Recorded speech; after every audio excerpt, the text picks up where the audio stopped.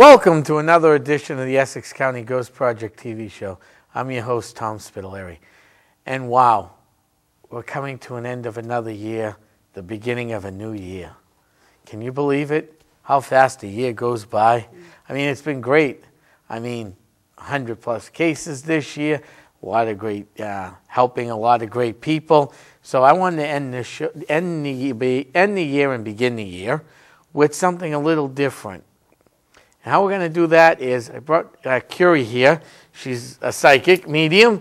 Thank you for coming on board today. And we're going to start talking a little bit about what she does, and then we're going to talk a little bit about what the holiday spirits really mean. And I don't mean Ebenezer Scrooge and the ghosts of Christmas past.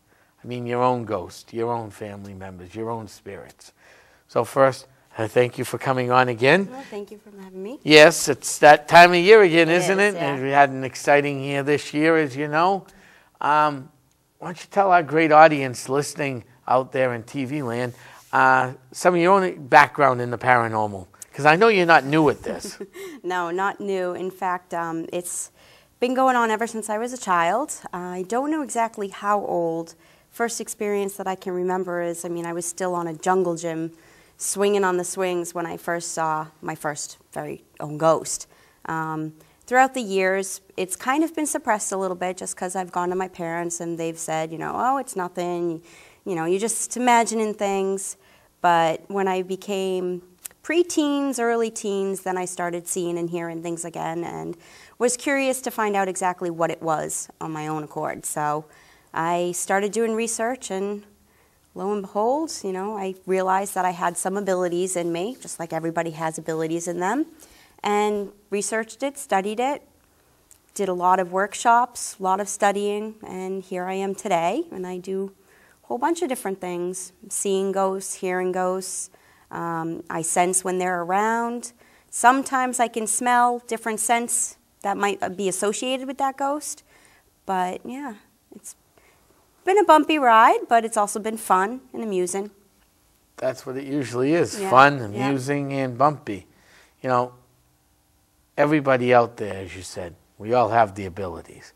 So parents at home, if your kids come to you saying, I saw something in the corner over there, please don't tell them it's their imagination. Mm-hmm. It's not healthy, it's not safe, because at least you're able to get through it in a safe way. Exactly, yeah. Sometimes that doesn't happen. Yep.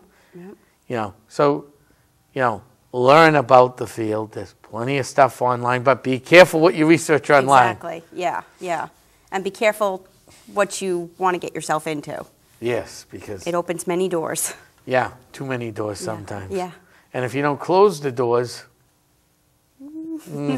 those doors stay open, and it's just like letting the heat out this time of year. Exactly. Everything's coming in to say hi. Yep. So, I know once you had your own team. Mm-hmm. How long did that last for? It lasted for a few years. Yeah.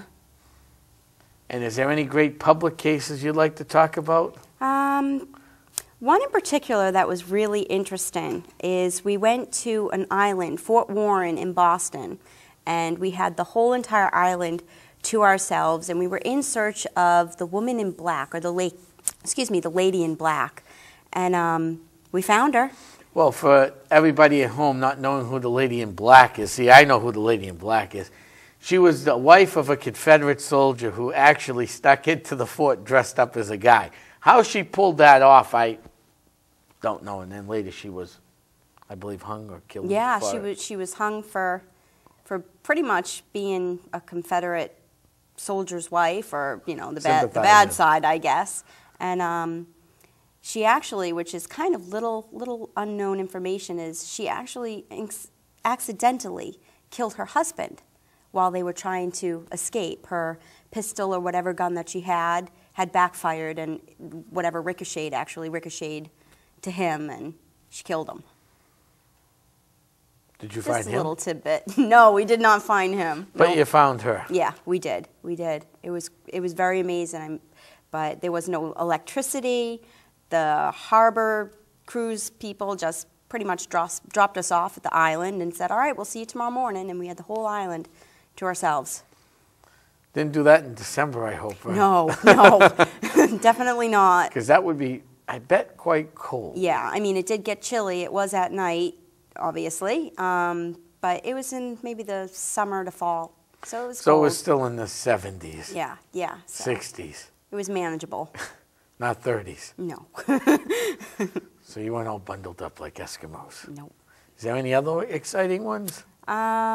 It's no longer there anymore, but in Derry, New Hampshire, there was a restaurant called the Fireside Pub. And now it's a different restaurant right now. I don't know, I can't recall what it is, but we went there in search of a old fire captain or a fire chief named Frank. And we believe we found him. We have a pretty good photograph of him sitting in a chair.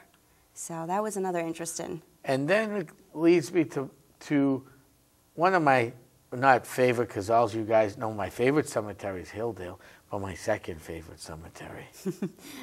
Children of Israel, out there in the middle of nowhere up on Middle Road. Yep. Now that's not that haunted now, is it? Oh my God, it's completely haunted. It's my favorite cemetery in Haverhill. It's got to be my favorite cemetery. Goes back a few years ago, actually quite a few years ago. I got my very first EVP at that cemetery, and it was a Class A EVP. And the day before, I had taken a photograph, and I got a full figure apparition. And the next day, I went back and I took an EVP, and I asked on the recorder, "Did you let me take your picture?" And right after that, I got a click and a yes, and then another click, and yeah, it was great. And it was just me by myself there. Yeah, that's the same one. That's the same one. We got a Class A that said, "Get out." Yeah. Not a very pleasant one. You've heard that one. Yeah, I haven't had any, bad spirits approach me there or any negativity there yet. Knock on wood. Thank God. Yeah. We don't need that. No. We got enough of that floating around out there that we don't need any new negativity. Yep. How about the Tenney Gatehouse? I know you've been there a few times. The Tenney Gatehouse. Yeah, I have been there. I had actually a bad experience there up in the top floors with a evil spirit or a bad spirit that actually first time had entered my body and tried to channel through me. And I don't remember too much what had happened because I kind of blacked out when they come into me like that. It's hard to explain, but I kind of go in a different area where it's almost like a sleep state. And when I came to, I had a whole bunch of people, a lot of my friends, had their hands on me, and they were chanting and trying to pray and cast this spirit out of me, basically. And I don't really remember what had happened other than I got a quick, sharp pain in my neck, and then all of a sudden, I was on the ground. Down you went. Yeah, yeah. That's a pretty interesting spot. Yeah. That, including Gray Court State Park. Did you get anything interesting up there? I don't think I went up that way. That would be up the hill. Yeah, no, I didn't. I went, but I really didn't get anything from it. I think after what had happened that was previously, enough for you. Yeah, it was enough. So you also did card reading at one time, right? If I remember Yeah, I still correctly. do. Yep, I still do the tarot readings. I actually, again, years ago, when I was based in Haverhill, because, as you know, I'm between countries, Japan and America. Which we'll discuss that next. I was reading tarot cards at Winnikini Castle. So I was doing that for a couple of years. But I still read tarot cards, but I'm more into reading oracle cards and angel cards and working with archangels and angels. Well, why don't you explain the difference between the tarot cards and the angel cards, because the people listening may or may not know what they are. Yeah, and they may think it's all the same thing. In reality, it is not. Yeah, exactly. And a lot of people do have the misconception that tarot cards are evil or they're part of devil worshiping. And yeah, we got to get rid of those. That's what this show's all about. Getting rid of the misconceptions Yeah. in the paranormal, because there's too many of them. Exactly, exactly. But the big main difference is that I believe, and you could ask anybody and they might have a different opinion, but the differences between tarot cards and oracle cards is tarot cards read all the energy around you, that when you shuffle the deck and you put your energy into the cards, you're going to get whatever good energy is around you and whatever negative energy is around you. It can kind of tell you that if you go down this path, things might not work out. So it gives you an easy access to kind of change your energy around you to make it, you know, the way you want it to be, a more positive outcome. Now, the oracle cards are messages from the angels that give you uplifting messages. So if you're going through something bad or something traumatic, you can deal with the angel cards and have a reading and just get some, you know, uplifting advice. There's no negativity to it. I mean, not saying that tarot cards are negative, Right. but they talk about all of your energy, where the oracle cards will just talk about how to help, yeah, not just happy stuff, but how to help you through difficult times. Interesting. I should have asked that 20 years ago to the oracle card to see where I would be 20 years later and see if they had any advice. You know, I mean, it's very interesting. It's not too late. It's never too late. Next thing, you're going between countries now. Is that exciting? It is. It's exciting, but it's also a nuisance because from Boston to Japan, it's about an 11-hour flight in the air. Well, you can sleep for 11 hours. Yeah, well, it's not always easy, and you're not comfortable the whole time. So, I mean, for the most part, I do sleep, but it's just you have to deal with jet lag, and from start to finish, from my house here in America to my house there in Japan, it's about 24 hours of just constantly moving and constantly being awake. With a couple of hours here and there sleeping if you can on the plane. Is it a direct flight? No. It stops off somewhere in America. We're actually flying Air Canada, so we'll stop in Toronto, and then from Toronto to Narita, Tokyo. Wow. Yeah. So from Toronto to Tokyo, that's all in the air. At least you had a little layover. Yeah, but... Now, when you get out there, do you sense anything? I do, yes. I have had many experiences in Japan. My apartment mansion actually had 2 spirits in it, and one was good, one was not good, and I was able to actually clear the house and get rid of the bad one, and the good one went as well. Japanese ghosts, I will say, are a lot stronger than American, and I don't know why. I don't know if it's a culture thing, I don't know if it's a religious thing, but they're very powerful in Japan, and I can sense them pretty quickly. Is it because of the way they...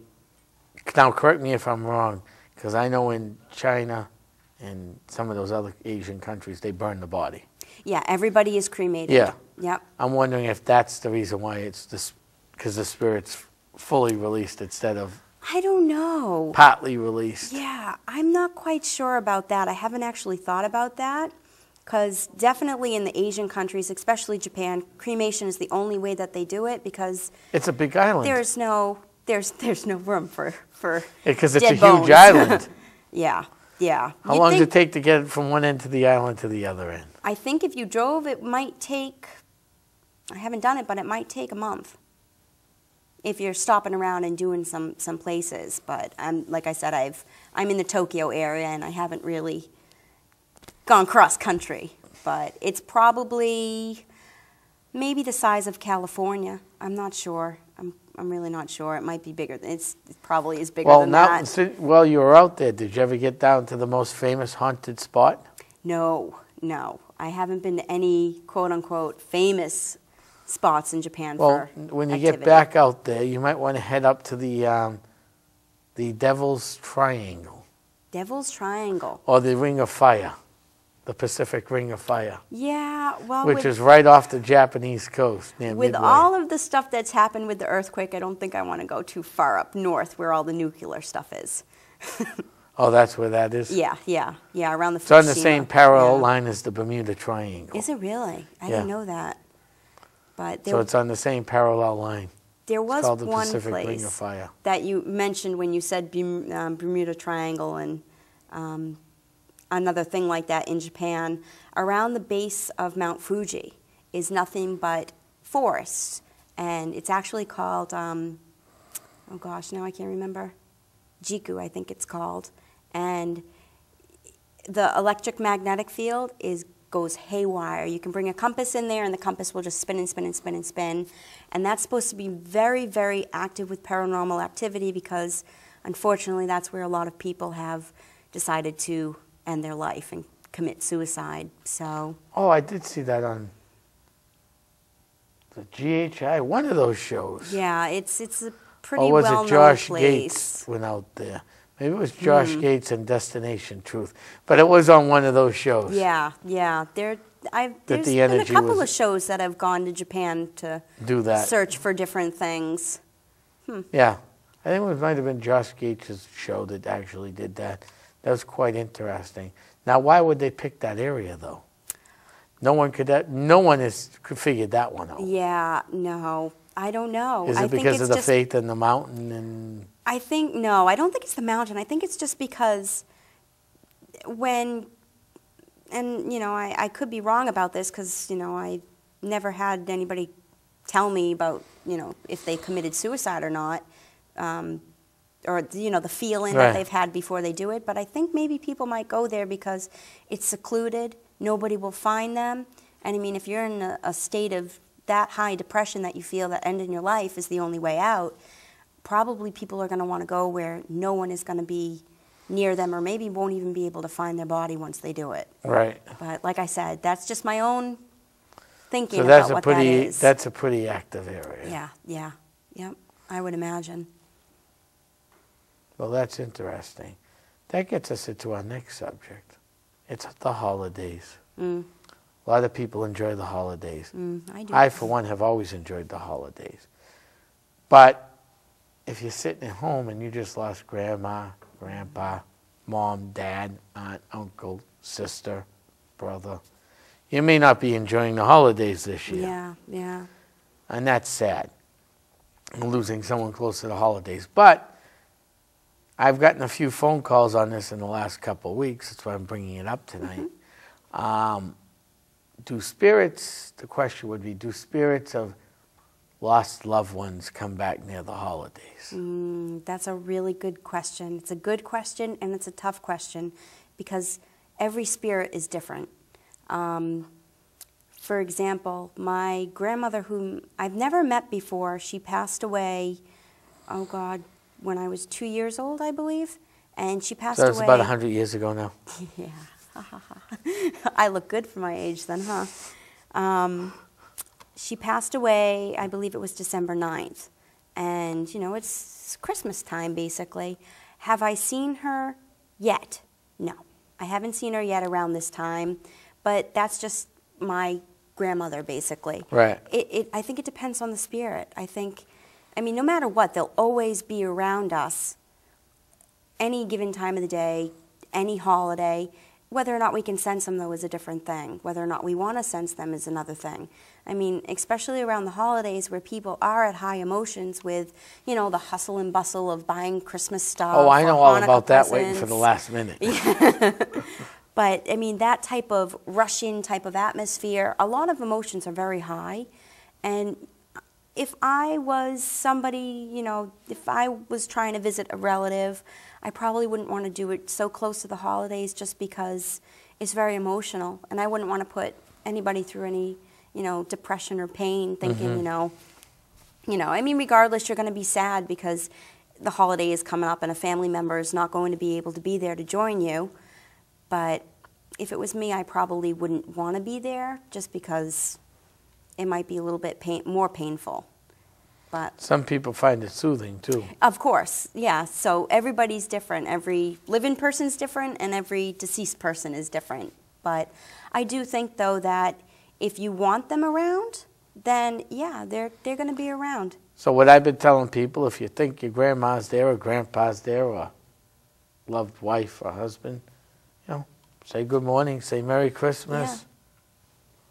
Yeah. And be nice to the spirits. Exactly. Just because someone has passed over to the other side doesn't mean that they're completely gone.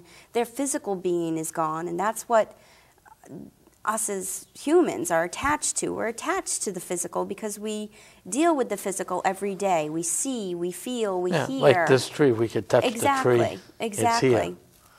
But the spirit's sitting next to you. Yeah, we don't deal with the spirit, the spirit portion of people. So we're not attached to the spirits. So when somebody does pass away, it's very sad because we are attached to that emotional, physical aspect of life.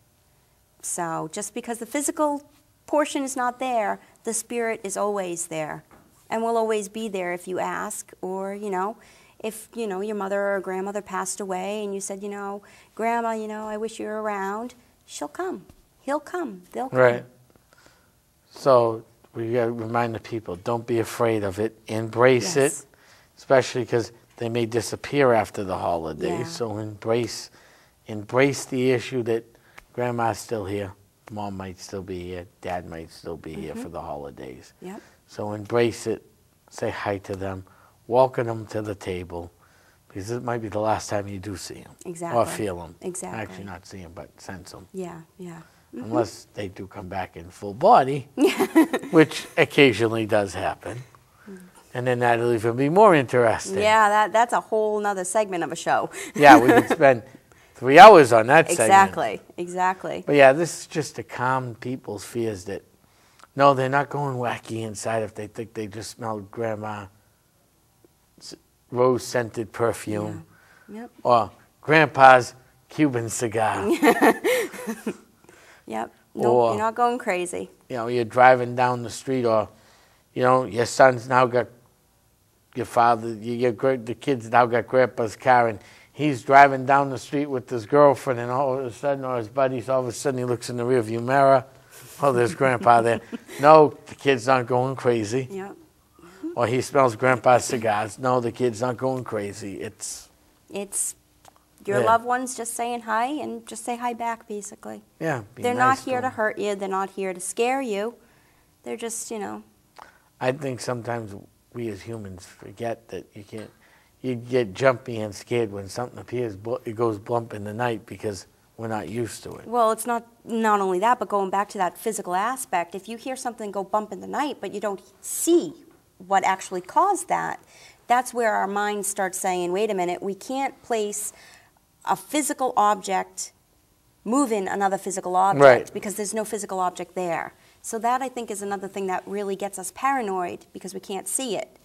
And just us as human beings in our minds are trying to put 2 and 2 together, and they're not connecting, basically. Yeah, that's what happens. But best thing to do is if you do get scared or nervous, you don't want that energy to feed off on your mind, because that's what it is. It's your mind feeding off on that energy, and it's just going to make you more scared, and it's going to make you even more tenser and paranoid. Just take a breath, relax, and just let it go. Go and see what happens. Yeah, exactly. Yeah, well, that's great advice, because like I said, this week the phone's been off the hook. I mean, I had one call, nothing for an investigation, but one call say, yeah, my father died. I was in the house getting Christmas ready. It's going to be a tough Christmas, and I smelled the cigar smoke. That does happen. Well, he's probably there trying to comfort her, saying, it's a tough Christmas. Don't stress out too much. We're all around. Enjoy the Christmas with the family. Exactly. Pretend I'm still here. Yep. And move forward and move on together. Yep. Is there any other places that you'd like to talk about before we wrap up the show? Places or stories? How about Hilldale? Did you sense anything down there? Hilldale Cemetery is an active cemetery. I won't say it's as active as Children of Israel, but it's a nice cemetery. I live very close to that cemetery, and I do get a lot of feelings from there. I do see a lot of things in there, especially around where all the Civil War soldiers are buried. I remember one time we did an energy circle, and we had about 50 soldiers coming in, and that's when I was like, okay, we need to back up and break this energy circle. Yes, yeah, that was quite an interesting. That was very interesting, but it is definitely an active an active cemetery. I have yet to get an EVP there, just because I'm always doing my channeling and looking for the spirits and searching them out. But yeah, but it's still a very active place. Very. I highly recommend it for amateur and professional. Yeah, it's a very exciting place. It is. Anywhere else? Oh, have you been to American Stonehenge? Were you old to you? A long time ago, I did go to American Stonehenge, but I went there, I think, just to go and see what American Stonehenge was. I didn't go there to see ghosts. So you didn't bring the Native American back with you and drop him off at Caldor's parking lot like my friend did? Oh, geez. No, I did not do that. Well, that's good, isn't it? How about the Wyndham Restaurant? You been there? I have. I did go to the Wyndham Restaurant through a different paranormal team. They were having a workshop, basically. And I saw a little boy, actually. We were wrapping up everything, and I was on, I believe it was the third floor. I was coming down the third floor stairs. I got right onto the second floor landing, and as I'm turning to go down the second story of stairs, a little boy with short, dirty blonde hair, very, very dark circles under his eyes, cheeks were kind of really like bony almost, just right there, just quick instant was there, gone, and I went, whoa, wait a minute, come back here. But I did actually see a little boy there. No, that was pretty cool. It was, That's it a was. Nice that was, and it wasn't anything scary. No. It was just, didn't expect it, and I was like, oh, wait a minute. But well, that's it. If you like haunted restaurants, that's one to go to. And, you know, I can't believe it. We've come to the end of another great show. I know. So I want to thank you for coming on the show. No, thank you very much. And I'll see you guys next year in the paranormal.